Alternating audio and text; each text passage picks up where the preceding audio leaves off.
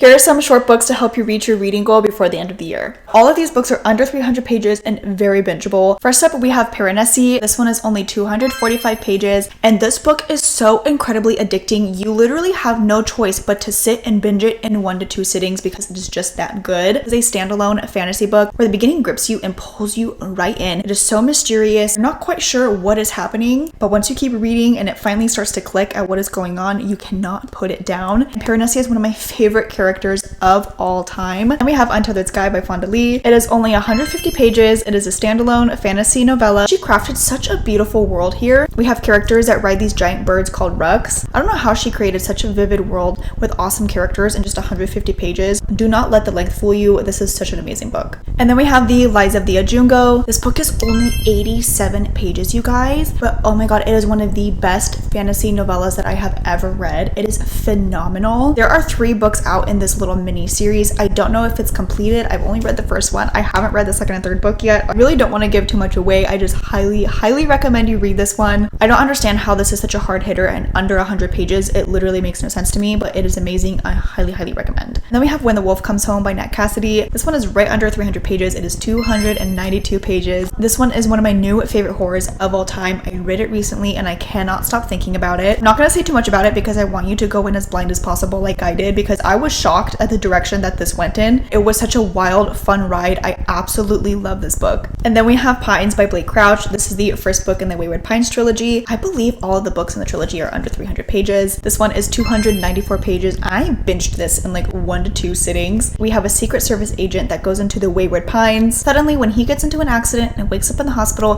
he doesn't have his phone, he doesn't have his wallet, he doesn't have any of his belongings, and they won't give it back to him. Very weird and mysterious things happening around the town, and he's trying to find out what is happening. The suspense in this is real. It kept me on the edge of my seat. I had to know what was happening. You cannot put this book down. And then we have Kindred by Octavia E. Butler. This one is 264 pages. This is an absolutely devastating, heartbreaking, beautiful story. This falls under the category of science fiction, but it is not science fiction in the way that you think it is. This is a very hard hitter, definitely worth the hype. Then we have the Mind F series by Esty Abbey. No, this book is huge, but it's because this version has books 1 through 5 all compiled into one. Each book is like around 150 pages. This is my favorite dark romance of all time. I'm not a huge dark romance reader, but I've dabbled into the genre here and there. This is by far my favorite. Lana Myers is one of my favorite female main characters of all time. She is like a vigilante for gross and disgusting men, but then she starts dating the police officer that is investigating her. And then we have Pen Pal. This one is just 238 pages, and I read this in literally 1 sitting. So many moments where it sent chills down my spine, and I literally had goosebumps. I absolutely love this book. Again, go in blind.